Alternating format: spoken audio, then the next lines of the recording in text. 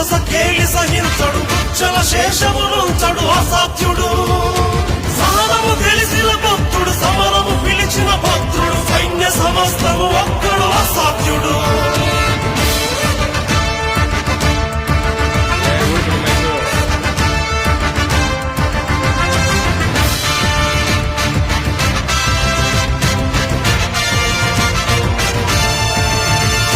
సమయము స్థలమిక చూడడు కథనము అతనికి చెడుకుడు శత్రు శిరస్సుల నొదలడు అసాధ్యుడు